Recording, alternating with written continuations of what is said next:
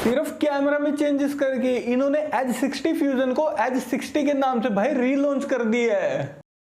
जोर जोर से बोल के लोगों को स्कीमें बता दे। मोटो H60 स्मार्टफोन को हम कंपेयर करेंगे मोटो H60 फ्यूजन स्मार्टफोन के साथ में, और सबसे पहले हम बात करेंगे दोनों स्मार्टफोन्स की डिस्प्ले की। तो दोस्तों दोनों फोन्स के अंदर हमें 6.7 इंचेस की 1.5 के रेजोल्यूशन वाली quad curved P OLED display दी गई है, जो कि 120 हर्ट्ज के रिफ्रेश रेट को सपोर्ट करती है।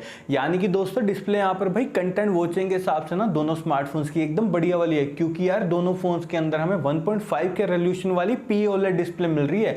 तो भाई मजेदार कंटेंट वॉचिंग तो आप दोनों फोन्स के साथ में कर पाएंगे, कोई भी दिक्कत नहीं आएगी। और स्क्रीन प्रोटेक्शन की अगर मैं बात करूं तो दोनों फोन्स यहां पर गोरिल्ला ग्लास 7 आई प्रोटेक्शन के साथ में आते हैं, जो कि अच्छी बात है।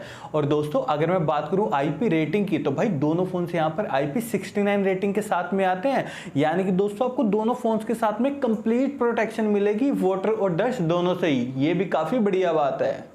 और ऑपरेटिंग सिस्टम की अगर मैं बात करूं तो दोस्तों दोनों phones out of the box Android 15 के साथ में आते हैं, जो कि हेलो UI पर बेस्ड है। और आपको बता दूं यार दोनों ही फोन्स के अंदर हमें 3 साल के एंड्रॉइड अपडेट्स और 4 साल के सिक्योरिटी अपडेट्स भाई जरूर से देखने को मिलेंगे। तो ओवरऑल दोस्तों ऑपरेटिंग सिस्टम और UI के मामले में दोनों स्मार्टफोन भी बढ़िया हैं। लेकिन यार मोटो वाले के अपडेट्स टाइम पे देंगे, ये एक बहुत बड़ी बात है, ये देते नहीं यार टाइमली अपडेट्स। और अगर मैं बात करूं चिपसेट की, तो दोनों फोन्स में हमें सेम ही चिपसेट मिल रहा है। दोनों फोन्स के अंदर हमें Dimensity 7400 दिया गया, जो कि 4 नैनोमीटर टेक्नोलॉजी पर बेस्ड है। देखिए दोस्तों ये जो चिपसेट है ना भाई डे टू डे परफॉर्मेंस के मामले में एकदम बढ़िया है। और गेमिंग की अगर मैं बात करूं तो अच्छी गेमिंग आप दोनों फोन्स के साथ में कर पाएंगे, कोई भी दिक्कत नहीं आएगी। लेकिन ध्यान रखिएगा दोस्तों ये दोनों फोन्स गेमिंग सेंट्रिक नहीं है, कहीं आप गेमिंग का सोच के इन्हें खरीद लो, गेमिंग सेंट्रिक नहीं है भाई। वीडियो के लास्ट में मैंने आपको बढ़िया गेमिंग सेंट्रिक फोन सजेस्ट किया, तो लास्ट तक यार रुके रहना।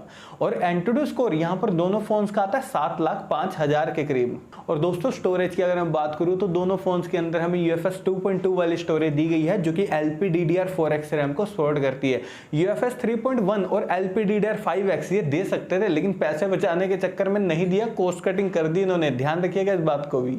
और दोस्तों इन दोनों ही फोन्स को मैंने टैग कर दिया, वहां से जाकर आप इन्हें डायरेक्टली परचेस कर सकते हैं। और अब बारी आती है भाई बैक कैमरा सेटअप की। तो मोटो H60 के बैक में ट्रिपल कैमरा का सेटअप दिया गया, वहीं दूसरी तरफ मोटो H60 फ्यूजन के बैक में ड्यूल कैमरा का सेटअप दिया गया। और सबसे पहले हम बात करेंगे H60 की। तो इस फोन का मेन कैमरा 50 मेगापिक्सल का, जिसमें हमें सोनी LYT700C सेंसर दिया गया है। Ultra wide plus macro camera 50 megapixel का, और जो टेलीफोटो कैमरा वो है 10 मेगापिक्सल का। वहीं दूसरी तरफ H60 फ्यूजन का मेन कैमरा भी है 50 मेगापिक्सल का, उसमें भी हमें सोनी LYT700C सेंसर दिया गया है। Ultra wide plus macro camera है 13 मेगापिक्सल का। देखिए दोस्तों दोनों फोन्स के जो मेन कैमरा है ना भाई एकदम बढ़िया डिटेलिंग के साथ में आपकी फोटोज क्लिक कर देंगे, कोई भी दिक्कत नहीं आएगी, क्योंकि दोनों फोन्स के मेन कैमरा में हमें सेम ही सेंसर मिल रहा है, इसलिए डिटेलिंग भी आपको सेम ही मिलेगी। और दोस्तों अगर मैं बात करूं पोर्ट्रेट शॉट्स की, तो भाई दोनों फोन्स के जो मेन कैमरा ना एकदम जबरदस्त डिटेलिंग के साथ में आपके पोर्ट्रेट शॉट्स क्लिक कर देंगे। और साथ ही यार मुझे दोनों फोन्स के कैमरा सैंपल में भाई कोई भी ओवर शार्पनेस वगैरह ऐसा कुछ भी देखने को नहीं मिला। तो मैं कह सकता हूं दोस्तों ऑप्टिमाइज्ड कैमरा सेटअप तो हमें दोनों फोन्स में दिए गए हैं, अच्छी बात है। लेकिन दोस्तों ध्यान रखिएगा अगर आपको अल्ट्रा वाइड कैमरा भाई 50 मेगापिक्सल का चाहिए और साथ ही टेलीफोटो कैमरा भी चाहिए, मतलब बढ़िया कैमरा सेटअप चाहिए, तब आप यहां पर डेफिनेटली मोटो H60 की तरफ ही जाइएगा, क्योंकि यहां पर ही हमें टेलीफोटो और अल्ट्रा वाइड कैमरा मिल रहा है 50 मेगापिक्सल का, काफी बढ़िया बात है।